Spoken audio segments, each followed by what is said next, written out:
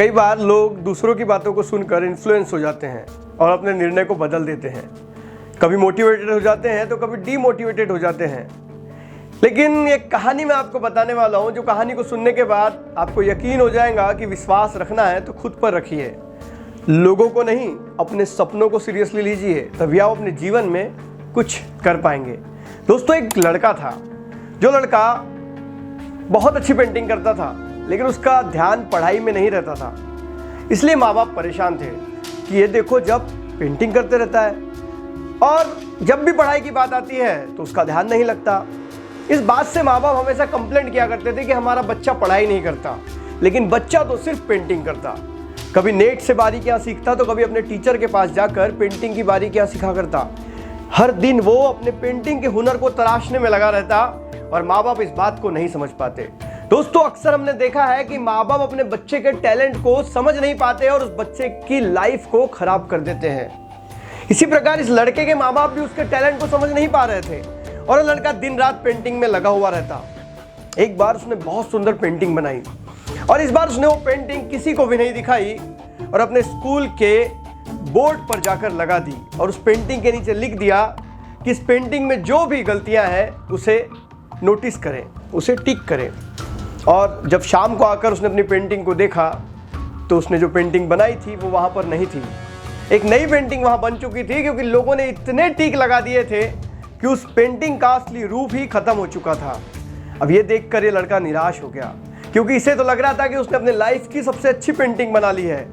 और वो पेंटिंग लेके घर आता है, घर में किसी से बात नहीं करता, अपने बैग को रखता है, फ्रेश होता है और अपने पेंटिंग के टीचर से मिलने पहुंच जाता है और अपने टीचर से कहता है कि सर, जब मैंने आज बहुत अच्छी पेंटिंग बनाई और उसे स्कूल में लगा दिया और उसके नीचे लिख दिया कि इस पेंटिंग में जो भी खराबी है टिक करें, सारी पेंटिंग खराब हो चुकी थी। क्या मैंने इतनी खराब पेंटिंग बनाई थी? क्या मैं इतना खराब पेंटर हूं? क्या मुझे चित्रकारी नहीं आती? तब उसके सर उससे कहते हैं कि अब एक काम करो, तुम फिर से एक और सुंदर सा चित्र बनाओ और उस चित्र को अगले दिन फिर स्कूल में जाकर बोर्ड पे लगा दो और उसके नीचे लिख दो कि इस पेंटिंग में जो भी गलतियां हैं उसे सुधार दें। अगले दिन उस बच्चे ने फिर एक बहुत सुंदर चित्र बनाया, उस चित्र को स्कूल के बोर्ड पर जाकर लगा दिया और उस चित्र के नीचे लिख दिया कि इस चित्र में जो भी गलतियां हैं कृपया इसमें सुधार करें। और जब उसने शाम को उस चित्र को जाकर देखा तो उसका चित्र जैसा का वैसा था, उसमें कोई सुधार नहीं हुआ था और कोई गलतियां नहीं बताई गई थी।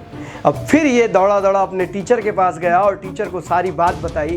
तब टीचर ने कहा कि लोग आपके बारे में क्या सोचते हैं इस विषय पे मत सोचिए, क्योंकि लोगों की फितरत तो उस मक्खी की तरह है जो सारे सुंदर शरीर को छोड़कर सिर्फ जख्म पर बैठना पसंद करती है। अब जब तुमने चित्र में लिखा था कि इसमें सुधार करो तो किसी ने उसके ऊपर टीका नहीं किया, क्योंकि लोग सिर्फ टीका कर सकते हैं, सुधार नहीं कर सकते।